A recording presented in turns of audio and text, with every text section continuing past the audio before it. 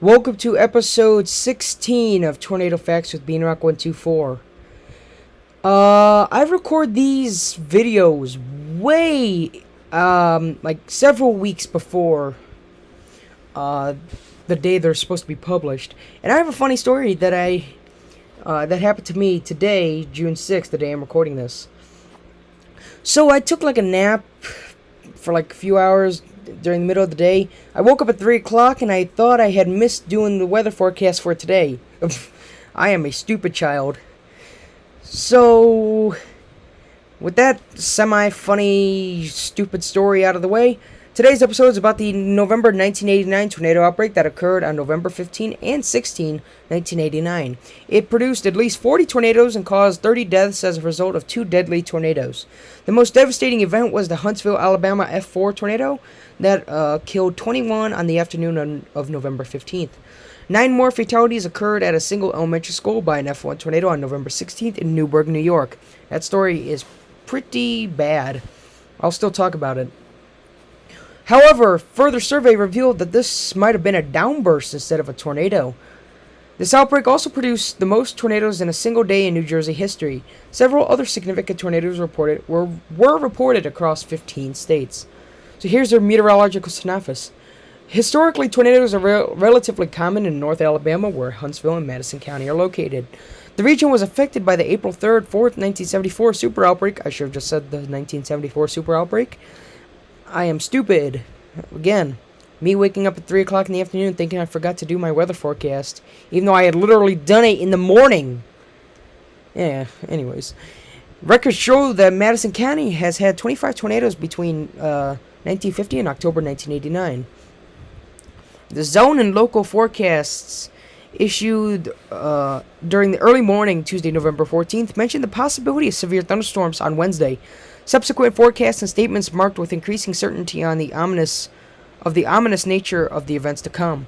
The National Severe Storms Forecast Center, or the NSSFC, issued a public severe weather outlook at 9:30 a.m. on Wednesday the 15th and highlighted the unusually strong potential for severe thunderstorms and tornadoes over the Tennessee Valley.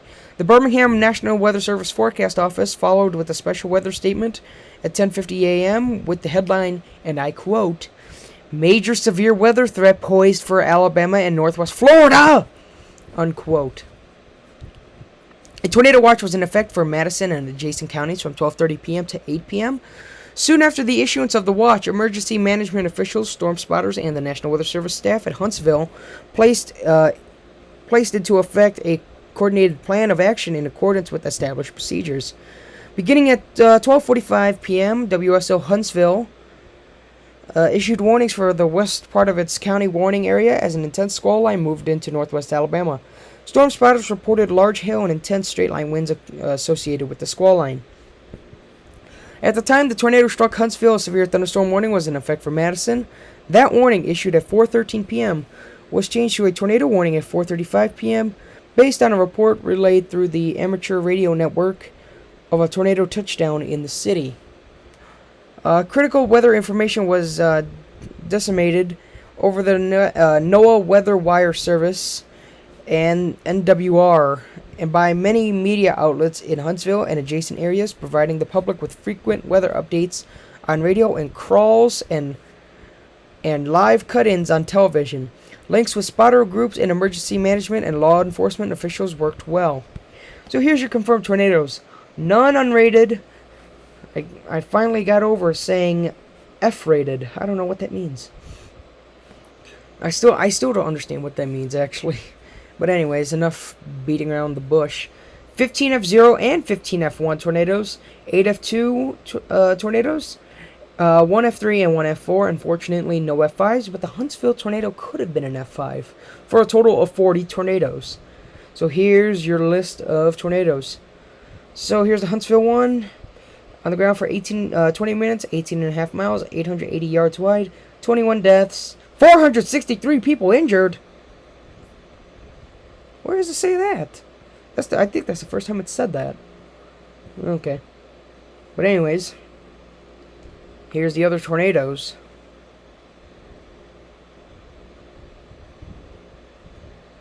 Here. This is the very devastating one that struck that elementary school and killed 9. We'll talk about that in a second as well. Well, once we're done with these. So in Huntsville, on the afternoon of Wednesday, November 15th, 1989, at 4:35 p.m., a tornado struck the southern portion of the city, cutting a swath of destruction from southwest toward the northeast through a business section and a heavily populated residential area. A total of 21 people unfortunately died as a result of the tornado, and 463 were injured. Still can't get over that. 18 people died immediately in the aftermath of the tornado, with 2 other people dying in early December and another passing away in January from injuries sustained in the tornado. Total damage estimates were placed around $100 million. The tornado struck during the beginning of rush hour and touched down initially on Redstone Arsenal, which is a U.S. Army post, and then moved into a business area crossing the 2 major north-south highways in Huntsville, one of them being I-65, I know for sure. 12 of the 21 deaths, or 57% of deaths in this tornado, occurred in automobiles, a striking similarity to the 1979 tornado that struck Wichita Falls in Texas. Why I never covered this one was strange. In the Huntsville tornado, most of those killed in cars were in the process of performing normal tasks as opposed to seeking automobiles for safety. Okay. As the thunderstorm, I'm gonna stop reading it somewhere. I'll stop reading here. As the thunderstorm moved into the southwest corner of Madison County at 4:15 p.m., the staff on duty at the WSO office in Huntsville, at Huntsville International Airport, observed a wall cloud and a rain-free base with the thunderstorm. The wall cloud showed no signs of rotation and dissipated shortly after being spotted. Shortly after this, between 4:20 and 4:30 p.m., meteorologists working for NASA on Redstone Arsenal observed a wall cloud and a rain-free base with the thunderstorm as it moved across the southern portion of the arsenal.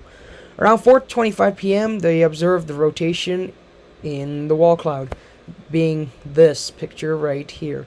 So this is the wall cloud right here. Here's the rain-free base. Here's the rain right in front of it. I believe this thing is looking to the northwest, because you have all the rain here. Here's your rain-free base right here. Here's your wall cloud. I believe the tornado, the motion of the storm was northeast, but this picture I believe is pointing to the northwest. Anyways, according to information shared with the National Weather Service office by Dwayne Stiegler with Dr. Ted Fujita's group from the University of Chicago, the initial point of damage occurred 1 mile south-southwest of Madkin Mountain on Redstone Arsenal near the intersection of Fowler Road and Mills Road at around 4:30 p.m. Trees were downed and some roof gutters were damaged. From eyewitness accounts of the wall cloud, circulating air may have reached the ground without a visible funnel, meaning there was a swirling mass of debris on the ground with no visible condensation funnel. And screw it, I'm not even going to read the rest of that, because that is a lot. But I'll read this last part. The total path length of was 18.5 miles from the initial beginning on Redstone Arsenal to its end at Smith Lake. The damaged path was generally about 1/2 mile wide. However, it reached nearly 1 mile wide in width in the Flint River US 72 area. And by the way, here's a path. Here's a drawing of the path of the tornado. Here's the full length of the path right here. To me, it kind of looks a little bit erratic, but it's just a tornado changing sizes. So, here's damage estimates here, and here's a very devastating story.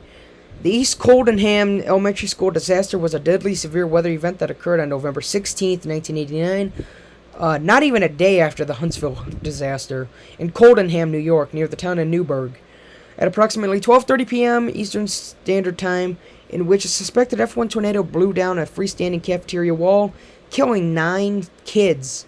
9 kids! And injuring 18 others. Yeah, terrible. Though the event was officially recorded as a tornado, conclusive evidence from a survey by a team led by Ted Fujita and others indicated that it was a downburst instead. Official records state that the F1 tornado touched down to the south in Monroe at approximately 12:31 p.m., moving north for about 9 miles to the East Coldenham area. As the tornado struck the elementary school, approximately 120 kids were eating lunch in the school cafeteria. One of the walls collapsed onto numerous children, killing 7, get this, instantly. That is, ugh, I can't imagine that. Killing 7 instantly and injuring at least 20. 2 of the injured died later on in the hospital. When the tornado began to hit the school, the principal and other staff began trying to move students into the hallways in the immediate seconds before the collapse. Me, I'd run outside, get a glimpse of a tornado. But then I could have been sucked up in the air, but if you look at me, I highly doubt it. Roughly 200 state and local police, firefighters, and ambulance workers. I love how I just went on with reading instead of talking about that joke I just said about myself, but who cares? Roughly 200 state and local police I read that, converged on the school to provide assistance, along with 25 ambulances, several fire rescue vans, and a helicopter. The search and rescue operations were completed by 7:15 Eastern Standard Time that evening. The disaster received a tremendous amount of national and international media coverage at the time of the tragedy because most major news media outlets were at the U.S. Military Academy at West Point, New York, just 10 miles away, to cover the awarding of the I'm sorry if I say this wrong, Sylvanus Thayer Award to former President Ronald Reagan, and accordingly were on site within minutes. So that is it for episode 16 of Tornado Facts with Beanrock124. This one being about the November 1989 tornado outbreak that occurred on November 15 and 16, 1989. So with that, goodbye.